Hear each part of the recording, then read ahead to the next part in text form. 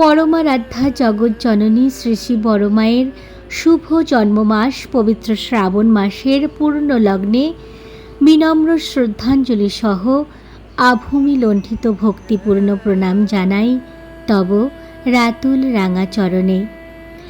আমার সকল মায়েদের জানাই জয়গুরু। ঠাকুরের কথা বলতে, বড়মার কথা বলতে এত ভালো লাগে। মাত্র 12 বছর বয়সে যখন দীক্ষা নিয়েছিলাম এবং সৎসঙ্গে গুরুজনদের মুখে যখন ঠাকুরের কথা, বড়মার কথা শুনতাম, সত্যি মন যেন ধন্য হয়ে যেত, বা এখনও হয়।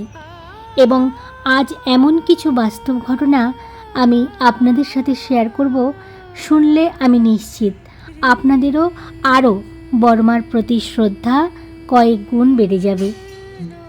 অনেকেরই মনে প্রশ্ন জাগে যে পরম পূজনীয় বড়মা কি করে আদ্যাশক্তি নারায়ণী। আমার মায়েরা যারা আমার ইষ্ট আলোচনা শুনছেন তাদের অনেকেই হয়তো অনেক গুরু ভাই বা মায়েদের মুখে শুনে থাকতে পারেন এ ব্যাপারে। তবে আজ সন্ধ্যাকালীন মাতৃ সম্মিলনের ইষ্ট আলোচনায় বড়মা আমাকে দিয়ে যেটুকু বলা করাবেন আমি সেটুকুই শেয়ার করছি আপনাদের সাথে।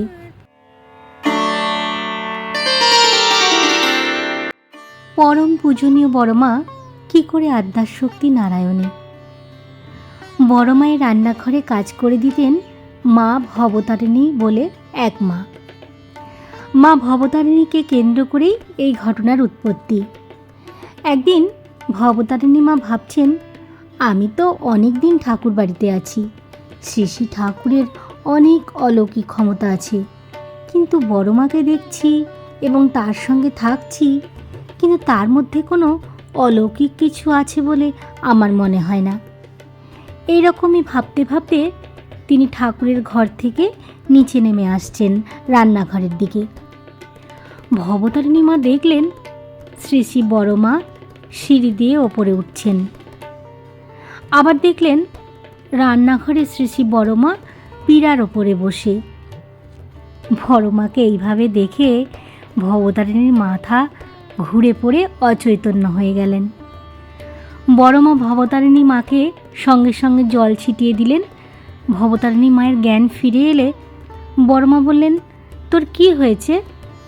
ভবতারিণী মা একটি কথাই বারবার বলতে থাকলেন, আদ্যাশক্তি নারায়ণী।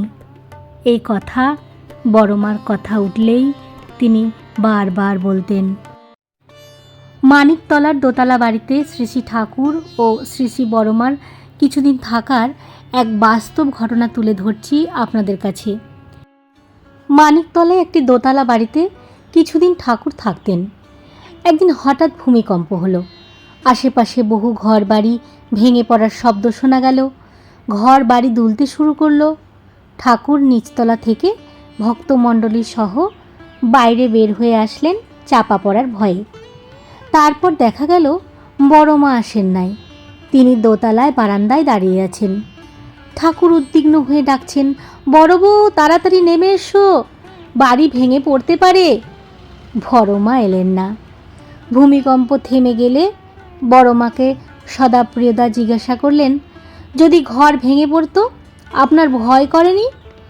বড়মা দৃঢ় প্রত্যয় নিয়ে বললেন, আমার ঘরে ঠাকুরের ব্যবহার বহু উপযোগী জিনিস ছিল, ঘর ভেঙে পড়লে সব নষ্ট হয়ে যেত।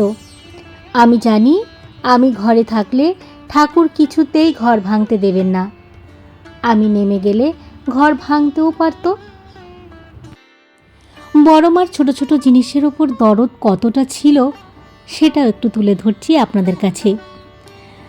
বড়মা একটি অ্যালুমিনিয়ামের ঘটিতে জলপান করতেন।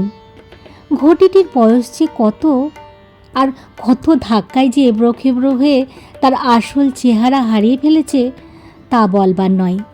সুশীলাবালা হালদার মা একদিন বললেন, আপনি এই ঘটিতে জল খাচ্ছেন, আমার ভালো লাগছে না। বড়মা বললেন, ওলো, জল খাওয়ার জন্যই তো ঘটি, ঘটির জন্য তো জল খাওয়া নয়। নারকেলের মালায়ও তো জল খাওয়া যায়। আসল কথা হলো জল খাওয়া। জল খাচ্ছি, ঘটি তো খাচ্ছি না। যা যা ঠাকুরের কাছে যা। জামা জুতো প্রতিটি ক্ষুদ্রতম জিনিসের ওপরও বড়মার একই দরদ। ইষ্টালোচনা শেষ করার আগে শ্রী শ্রী ঠাকুর পরিবার জীবনের কথা বলতে গিয়ে কি বলেছেন বলেই শেষ করব আজকের ইষ্টালোচনা। পরিবার জীবনের কথা বলতে গিয়ে শ্রী শ্রী ঠাকুর বললেন, বড় বউয়ের মতো মানুষই দেখি না।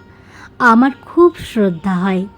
রামকৃষ্ণদেবের স্ত্রী মা ঠাকুরন যেমন ছিলেন কতকটা সেই ধাঁচের। আমার বিয়ে হয়েছে সেই 18 বছরে। তারপরে এ পর্যন্ত আমার তার সঙ্গে কোনোটা নিয়েই বাঁধেনি প্রায়।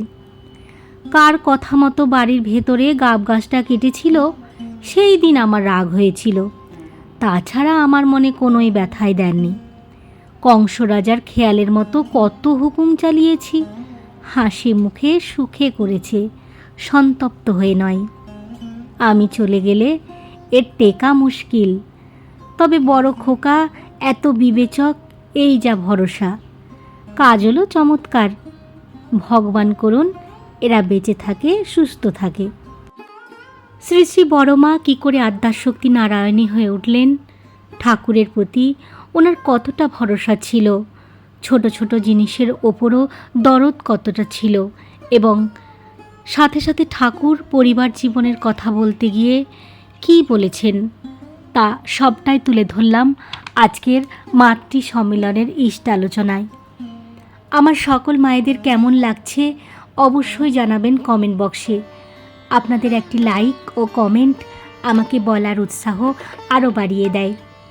আপনারা সবাই মন দিয়ে ভালোবেসে আমার ইষ্টালোচনা শুনছেন, আমার খুব ভালো লাগছে। এভাবেই সবাই আমার পাশে থাকবেন। শ্রী শ্রী বড়মার আশীর্বাদে আপনাদের সকলের জীবন হয়ে উঠুক মঙ্গলময়। সকলকে আরও একবার জয়গুরু বলে আজকের ইষ্টালোচনা এখানেই শেষ করছি। ফিরে আসবো পরের ইষ্টালোচনা নিয়ে। সকলকে আরও একবার জয়গুরু।